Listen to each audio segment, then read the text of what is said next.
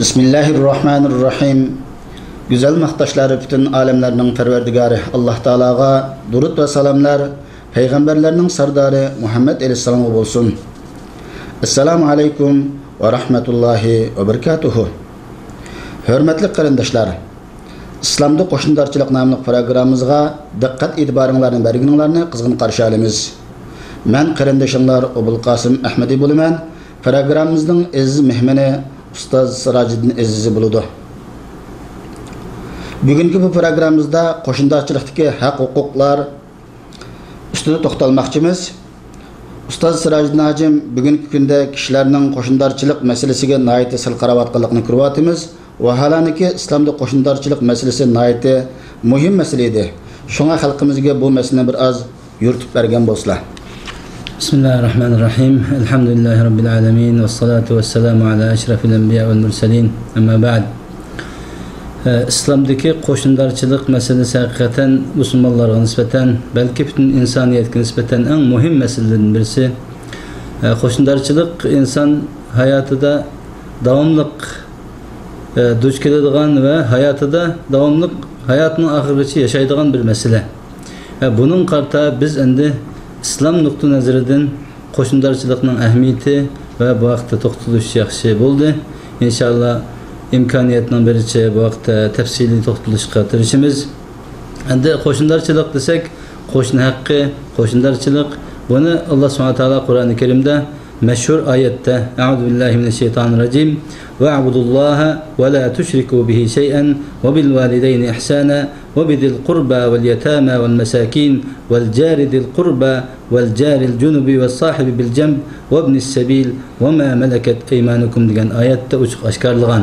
Yani başta Allah subhanahu taala insanlarını özüge ibadet kılışka, şirk keltirmeslikka, ata-onaga yaxshilik qilishga ve şunun bilan birge özünün tuqqanlarga yaxshilik qilish, yetim, miskinlarga yaxshilik qilish ve yaqin tuqqan qo'shni ve tuqqan bo'lmagan qo'shnilarga yaxshilik qilishni Qur'oni Karimda tavsiya qildi. Yani bu tavsiya endi demak insonga boshda ibodat qilish, shirk keltirmaslik, tuqqanga yaxshilik qilish ve qo'shnidarchilikka ahamiyat berish deb qo'shnidarchilikni bu silsila bo'yicha olib kelishi İslamda bu qo'shnidarchilikning ne kadar muhimligini ko'rsatdi. Endi hadislardamu ko'p yerlerde bu qo'shnidarchilikni ko'rsatgan. Endi qo'shnidarchilik desak, qo'shniga yaxshilik qilishni asosiy maqsad qilinadi endi. Qo'shnilarga yaxshilik qilish bo'lsa, ularni muhabbat qilish, ularga imkoniyat va qo'ldan kelishicha yaxshilik qilish, ularning dard alamlariga hamdam bo'lish, ularning xushalligiga birga xushallik izhor qilish ve g'am qayg'ulari bo'lsa, uni birga tartib berish ve imkoniyat va onunla bir melhem buluşunu talep kıldı. Yani qo'shnidarchilik desek, qo'shnidarchilikda her kaçan insanın bir ihtiyacı düşüdü qo'shniga. Bu ihtiyacını hal qila olsak, qo'shnidarchilikning haqqini İslam şeriatı ve insaniyet prensibi boyunca ada qilish biz Müslümanlarning mecburiyetimiz. Endi men jamiyatda ko'rayotganim bulup bazı qarindoshlarninki özümüzün cemiyetdeki adetlik edende olmayla onunki cık islahatını yapışımız doğru keldi. Ama en yaxshi deb tanılgan qarindoshlarimizningki bazı öylerge ziyaret qilish doğru kelganda mo ishning oldilarga shunda bir narsalarni qo'yib olgan yo'llarni etib olgan qo'shilninki ya endi shu uyni bitni kiralab olgan kishi o'lgan uyni egisi olgan bo'ladi ekan. Ama ishning oldilarga bugün bilsinki uyga olsam maşinning chaqilaridan tatib, yo'ldagi taxta, yog'och, kerak kelmaydigan narsalarning hammasini qo'yib, o'zining qo'shnisiniki chirib chiqadigan yo'lning yetib olgan holatlarni ko'ryapman. Meningcha bu masala albatta qo'shniga iziyat qilganlik, qo'shnining haqqiga ado qilmaganlik bo'ladi deb qarayman. Bu vaqtda yana biroz yo'ritib bergan bo'lsa, qo'shniga azor bermaslik degan bu keng uqum. Bununla ilgili bir binada bir qancha adam o'ltiradigan bo'lsak, şu qo'shnilarning bütün ko'ngliga yoqmaydigan hech qanday ishni qilmasligimiz lozim. Siz degandek bir binada bir qancha adam o'ldirsa, bu binadan kirib chiqadigan ig'izlari, pastaqlar, bular hammasi umumning haqqi. Bu umumning haqqi bo'lgan o'ringa akilib, o'zi xohlagancha axlat chavalni tashlab, ba'zilari mal duylab, va ba'zanlar to'suvlik qiladigan bo'lsa, bu qo'shni haqqini berganlik emas, qo'shniga azor berganlik. Endi xususan islom dini insonni tozalikqa, pokizlikqa, tartib intizomga va insonning bir ruhiy kayfiyatini buzadigan har qanday ishni cheklaydi endi. Undan bo'lgandan keyin biz bir mahallada, bir binoda o'tirgan qo'shnilarimizga har qanday bir azor beradigan, ularning ko'ngliga keladigan yoki ularni siqib qo'yadigan ishlarni qilmasligimiz kerak. Shu sababdan binoda o'tirsak, u binoning yo'llarini aytib pokiz turish ve hatta bizning binodagi bolachaqisi va insonlarmi endi shu bolachaqalarining ba'zi qalaymagan ba'zi ishlari yoki kichik bolalarning harakatlari bo'lsa, uning qattiq qabib ketmay, uning o'z loyiqida muomala qilib, iloji va qo'shnining ko'nglini og'ritadigan ishlarni qilmasligimiz lozim. Endi bu qo'shni haqqi desak, qo'shni haqqi nihoyat ko'p, doirasi bek keng ekan. Endi qo'shnilarga bu azor bermaslikning ustiga yana qo'shnilarni davomli yo'qlab turish, qo'shnilarning orasidagi munosabat, muhabbat yaxshi bo'lish lozim. Qo'shnilar kasallik qolsa yoki bir munosabat bo'lsa, ularni yo'qlash kerak. Davomli ular bilan berib kelish, badikalda qilish lozim. Endi ba'zi biz bilib inson hayron qoladigan yerda ba'zi bir binoda qo'shnilar bor. Qo'shnilar hammasi bir jamoat, masalan, hammasi Uyg'ur desakmi, ba'zi oylab kurashmaydigan, oylab kirib chiqishmaydigan, hatto bir qo'shni yo'qolib ketsa, hatta 10 kun yo'qolib ketsa, bu ne ketdi, nima ish qiladi, bunun so'raydigan ishi yo'q. Bu islomning haqiqiy ruhiga zid ish. Endi bir qo'shni yo'qolib ketgan bo'lsa, yoki bir 2 kun ko'ranmasa, albatta bir sabab bo'ladi endi unda. Ya kasal bo'lib yetib qoldimi, ya bir musibat keldimi, nima ish bo'ldi, buni yo'qlash lozim. An haqiqiy biz qo'shnilarchilikning haqqini bergan bo'lamiz. Qo'shnilarchilikning haqqilarining ichida haliqidek bir-birini ziyorat qilishning sirtida o'zaro badikalda qilish, chiqib kirish, ya hadiya, sovg'atlarni berib turish, hatto uyda tamoq assak, tamoqni vaqti-vaqtida ularga yetkazib turish, almashtirib turish, bu hamda qo'shnilarchilikda eng muhim masalalardan birisi. Yana bir muhim masala, endi qo'shni desak, qo'shni degan xuddi bir oila o'xshash bo'lib qoladi endi. Davomli eshikdan chiqsak qo'shni bilan yuzlashimiz, eshikdan kirsak qo'shnilar bilan yuzlashimiz. Bunday bo'lgan ekan, biz endi qo'shnilarning mayli ichki va mayli boshqa normal sirlarini yaxshi bilamiz. Shu qo'shnilarimizning endi biz sirlarini bilganligimiz, u qo'shnilar bilan bo'lgan munosabatimizning kuchli ekanligi va bu qo'shnining bizga bo'lgan haqqi shu qo'shnining sirlarini boshqalarga yetkazmaslik, sirlarini saqlash va bu hamda qo'shnilarchilikdagi eng muhim masalalardan birisi deb qarayman. Haqiqatan Peygamber sallallahu vaqtida ait ko'p hadislar va shunda qo'shniga azor bergan inson mu'min emas degan hadislar bor. Yana Peygamber sallallahu bir hadisida shunda o'zi to'q yetib, qo'shnisi och yotgan va shuni bilgan odam mu'min emas degan mashhur hadisi bor Peygamber sallallahu. Bunda bo'lgan ekan, biz qo'shnilarchilikka aytishga ko'p ahamiyat berishimiz lozim. Endi bu yerda yana bir nuqta, qo'shnilarchilikda qo'shnining musulmon kofirligini mi islom dini o'ningda o'z loyiqida muomala qiladi, hatto bizning musulmon bo'lmagan kofir qo'shnimizga mi qo'shnilarchilikning haqqini ado qilishni talab qiladi. Qur'oni Karimning hukmi shu, Payg'ambar sollallohu hukmi shu. Shu bu masalada Payg'ambar sollallohu hadislarini aytib ko'p. Haqiqatan yuqoridagi oyatda Alloh taolo Allohga hech qanday shirk keltirmay, Allohga ibodat qilish va buyurib, anandan keyin bu urug' tuqqanlarga, ota-onalarga yaxshilik qilish, ihson qilishdan keyin bu qo'shnilarchilikni tavhidga qatorasida zikr qilganlikning o'zimi aql egilik bir ishorat chiqardiki, bu qo'shnilarchilik haqqininki haqiqatan muhim masala ekanligi, buning sal qarasi qat'i bo'lmaydiganligi ma'lum bo'lib turdi. Afsus, endi shunda jamiyatimizda bu qo'shnilarchilik masalasi nihoyatda sal qarilib kelyapti. Kishilar bunga yaxshi muomala qilmay, qo'shni bilan bo'lgan munosabatni hatta bunda qo'shnilarchilikda bu Abdullah ibn Amr degan sahabining bir Yahudiy qo'shnisi bor ekan. Bu sahabiga bir qo'y bo'g'izlanib, bolalari qo'y bo'g'izlab akapti. Shu qo'ydan u sahabi bolalariga bu bizning Yahudiy qo'shnimizga qo'ydan go'shtdan hadiya berdingmi deb so'ragan ekan. Deb bo'lib u kishi deganki, men Payg'ambar alayhisolamdan shundoq davomli menga deganda angladimki, Jibril alayhissalom menga shuni vasiyat qildiki, qo'shniga yaxshilik qilgin deb payg'ambar alayhissalomga Jibril alayhissalom davomli qo'shniga yaxshilik qilish haqida tavsiya qiladi ekan. Hatto men shundoq gumon qilib qoldimki, Alloh menga shu qo'shni mendan meros oladigan bir yerga yetilgan o'xshaydi, qo'shniga meros tegadigan o'xshaydi deb qolatdim.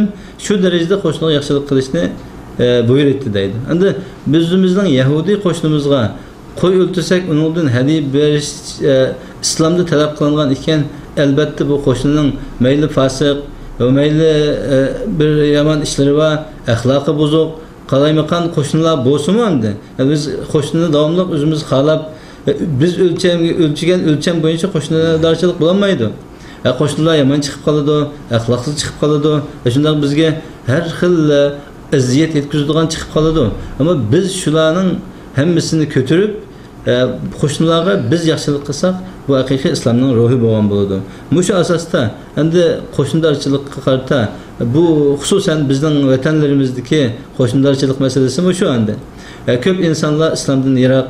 Bizning Uyg'ur qo'shnilarimiz muamda ba'zilari namoz o'qimaydigan, axloqi nachar yoki boshqa bir insonlar. Endi biz shu qo'shnilarchilik orqali o'zimizning axloqimiz orqali ularni shu bizning go'zal islom dinimizga tashabbus qilish, bizning axloqimiz orqali ularni bizga tarafga chaqirish va islomga moyil qilish bizning majburiyatimiz. Bunday ishlarni biz qilolmasak, bizda qo'shnilarchilik uyoq tursin, islomning haqiqiy ruhini o'zlashtirolmay qolgan bo'lamiz. Payg'ambar alayhisolamning bir hadisida "Men kan yu'minu billahi vel yawmil ahir felyuhsin ila jarihi." Bu muttafaqun alayhi hadisken. Yani Allah'a ahiret günüge imanı ba adam o'zining qo'shnisiga yaxshilik qilsin. Bu yerda iymon bor deb biz iymonimizni da'vo qildik ekanmiz. Qo'shnimizningki mu'min bo'lishidan shart etmadi. Qo'shnimizning taqvo bo'lishidan shart etmadi hadisda. Bizning o'zimizning iymoni bo'lsa, Allohga iymonim bor, oxirat kuniga iymonim bor deydigan odam bo'lsa, qo'shnimizning axloqi, o tarbiya surishdan basini o'lingga yaxshi muomala qilishga biz buyurildik. Uning ichki hisobi Allohga bizning qo'limizdan kelish, nasihatimizni o'z qilish, uning ayblaridan ko'z yumish albatta bizningki musulmonlarningki Alloh tarafidan bo'lgan majburiyatimiz. Shunda. Endi bu yerda yana bir Payg'ambar alayhisolamning yana bir hadisi bor ekan. Endi bu qo'shnilarchilikda endi biz qo'shniga qarata bir gunoh sodir qilsak, bu boshqa kishilarga qilgan gunohdan natijasi ko'p bo'lganligini ko'rsatildi ekan. Ya'ni qo'shniga qilingan gunoh boshqa normal odamlarga qilingan gunohdan natijasi yomon deydi. Payg'ambar alayhisolamdan sahobalar zina haqida so'ragan vaqtida Payg'ambar alayhisolam ularga shunday deganki, bu zina degan Alloh harom qilgan, Allohning rasuli harom qilgan narsa.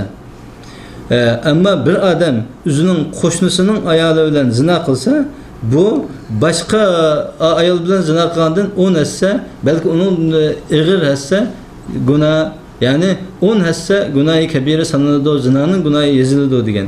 Demak, biz bu vaqtda qo'shnilarga nihoyat yaxshi muomala qilishimiz va qo'shnilar haqida biz shunday ko'zimizni yumishimiz, ularni satr qilishimiz, bu qo'shni bilan xuddi bir oilaga o'xshash inoq o'tish islomning ruhi. Yani bu masalada bizning xalqimiz bilmadim endi ba'zi ishlardan oddiy qaraydigan, qo'shnilar bilan yaxshi o'tmaydigan, haliqidek ancha-muncha ba'zi ishlar bilan qo'shnilar bilan inoq o'tmaydigan, hatto bizning uyga tamg'i miqqaqding deb urushadigan, ballan bilan urushibdi deb ancha-muncha kichik bolalarni o'tirib kelib urushadigan, ayollar davomli jidal majra qilishadigan ishlar bor.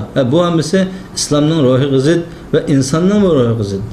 Bu haqda biz musulmonlar haqiqiy turda bir islomiy jamiyat, yaxshi bir jamoat shakllantirishni, bir inoq bir jamiyat qurishni xohlasak, biz qo'shnilarchilikqa ahamiyat berishimiz va qo'shniga yaxshilik qilishimizni islom tavsiya qiladigan, balki insoniyatda eng muhim masalalardan birisi, hatto dinga da'vat qilishdimi asosli xalqlik rol o'ynaydigan masalalardan birisi deb qarayman. Şu anda bu qo'shnilarchilikning o'rni bu qadar yuqori ahamiyati cho'ng islomda. Şu anda biz ba'zi ketgan o'tgan taraf ketdi. Bundan keyingi bu qo'shnilarchilikni tutishimiz, bu qo'shnilarchilikqa yaxshi muomala qilib, qo'shnilarning ko'nglini o'zimizga moyil qilib, yaxshi yarışıp yaxshi o'tishimiz uchun qanday tavsiyalar bor? Endi shu qo'shnilarchilikqa ahamiyat berib, qo'shnilarning ko'nglini og'ritmay, qo'shnilarning ig'irligini ko'tarib, zodi men bu qo'shnimga yaxshilik qilishim men uchun bir ibodat. Men bu qo'shniga har qancha ig'irlik bo'lsa men ko'taray, ammo qo'shnilarga ig'irligimni samay, qo'shnilarga yomon ish qilmay degandek biz bir buni islomiy nuqtai nazardan ve insani ahlak nazarından qaraydigan bo'lsak, bu qo'shnilarchilikqa qo'shnilarga ait inoq o'tib keladi. Shu sababdan endi qo'shnilarchilikda qilishga tegishli ait ko'p muhim masalalarni boshlamada deb o'tdik. Yana qisqacha ta'kidlaydigan bo'lsak, qo'shnilar bilan yaxshi o'tishimiz lozim. Qo'shnilar har qanday bir holda ehtiyoji bo'lsa, mayli ular iqtisodiy jihatdan qiyinchilikda qolsin, mayli bir qarzga tushib qolsin, bularga albatta biz imkoniyatimizning biricha bu qo'shnilarga yaxshilik qilishimiz, ularning qiyinchiligini hal qilishimiz lozim. Bundan keyin qo'shnilarga azor beradigan har qanday ishdan yiroq bo'lishimiz lozim. Qo'shnilarning uylariga masalan ancha-muncha oyda yilda bo'lsa-mu, bir faqatlam xolisani ziyorat uchun kirib chiqib, asini ziyorat qilib qaytadan deb kirib bir yarim soat o'tirib chiqishimiz lozim. Kasal bo'lib qolsa yo'qlash, bosh degandek en muhim mesele zaten biz qo'shnilarning sirlarini saqlash. Xususan diyorimizda evvelki dini ta'lim terbiye işleri cheklangan bo'lg'achqa ba'zi qo'shnilar o'zining uylarida bolalarini o'qitadigan, bir diniy suhbat qiladigan bundaq ishlar bo'lib qolsa, endi mushuningga imkoniyat bor o'zining hassi qo'shib, ularga yordamlashib, ularning shu o'qitayotgan bolalar qarta biz qo'limizdan kelishicha yordamlashishimiz lozim. Balki ularning sirlarini saqlashimiz lozim. Hukumatning bilib qilishini biz uningga yordamchi bo'lishimiz kerak. Ammo aksicha qo'shnilarning uyida bola o'qibdi ekan, men buni chekib qo'ysam yoki hukumatga yetkazib qo'ysam, menga bir manfaat keladi deydigan bo'lsak, bunda qo'shnida iymonmi yo'q, vijdonmi yo'q, insoniyatmi yo'q. Shu sababdan bu qo'shnilarchilikning hukmiga oid ulug' qo'shni haqiqatan o'zining qo'shnisidan hamma tarafdan amin xotirjam bo'ladiganda inson o'zining qo'shni haqqini ado qilgan bo'ladi. Masalan bir hadisda o'ziningki qo'shnisining amin bo'lmaganda mu'min bo'lmaydi. Rasululloh mu'min bo'lmaydi, mu'min 3 qadam takrorlagandan keyin sahobalar ya Rasululloh kimni demoqchi deganda qo'shnisi uningki xatirdan amin bo'lmaganda mu'min bo'lmaydi degan hadis bor ekan. To'g'ri, bu haqiqatan yani böyle bu qo'shnilarchilikni ko'ngilni tutishning eng muhim bir chiqim ketmaydigan yo'llardan birini debdim yani. Masalan bir salom bilan avval boshlash. Bir qo'shnimiz bizga yomon muomala yoki yomon ko'zda shayton bormi o'tirimizda. Bizni yaxshi ko'rmaydigan yoki bizga gumon bilan qaraydigan bo'lsa, biz uning bilan ikki qatim illiq bir salomlashgandan keyin o'tirdiki shaklar ketib, do'stlik nimasi boshlanadi ekan. Shunga evvel salam bilan başlaş, şu qo'shnilarimizni ko'rsak, tabassum chiroyli muomala qilish va boshqa yani chiqim ketmaydigan oddiy usullar, ammo qo'shnimizningga uni qo'y o'ltirib ko'ngli og'andimi bakroq qutlaydigan shunday ishlar bor. Buningga do'stlarimiz ahamiyat berib keladigan bo'lsa, inshaalloh qo'shnilarchilik bo'lgan o'zimizningki Allohga yaqinlik izlash, bu taqvolikningki yuqorida Alloh buyurgandek Allohga ibodat qilinglar, qo'shnilarchilikqa yaxshilik muomala qiling deganiga amal qilishimiz uchun evvel biz şu qo'shnilarimizga salom qilish, illiq muomala qilish, ular bir sirtdan bir narsa ekansa, men bir yordamlashaymi, xizmat kerakmi deb turish, ularningki musibat etgan bo'lsa, uning azosiga uning tasalli berish, xursandligiga tang ishtirok qilish orqali qo'shnilarchiligimizni yaxshilab ketgan bo'ladi deb qarayman. Yana oxirida bu vaqtda sizlarga boshqa bir vasiyatlar olsa qıstırsak.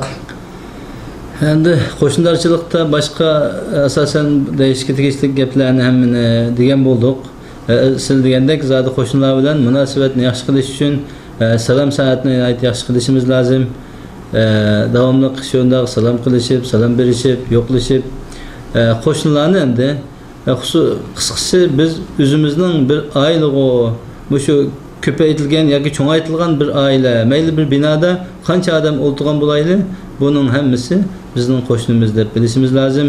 Hatto ba'zi ulamolarning deyishicha, ya'ni biz bir mahallada o'tiramiz, ma tarafimizda bir qancha bino, ma tarafimizda bir qancha bino, hatto qo'shni desa, shu o'ng tarafdan, so'l tarafdan 40 uyga bag'ishcha hammasi qo'shnilarchilik kiradi deydi. Hozir u 40 uy emas. Biz ikkinchi uy, uchinchi uydagi odamlarni bilmaydigan bir ahvolda yashayapmiz.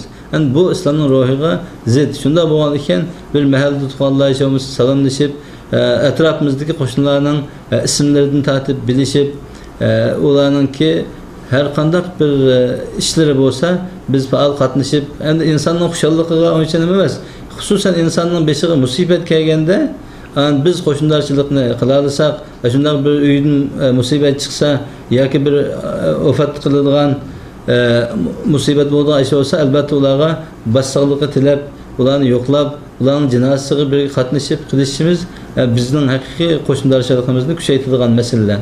Yani bu onda şaxlab ketsak aytib ko'p. Qisqasi biz haqiqiy bir yaxshi qo'shni bo'lib o'talisak, biz o'zimizning islomimizni, iymonimizni bir takamullikqa ilib borgan bo'lamiz. Ahvol shu. Rahmat. Hurmatli qarindoshlar, programmamizni bu yerda oxirlashtiramiz. Ko'ngil qo'yib anglag'ininglarga rahmat. Yana qayta uchrash umidi bilan hammalarni Allohga topshirdim. Xayr, salomat bo'linglar. Vassalomu alaykum va rahmatullohi va barakatuh.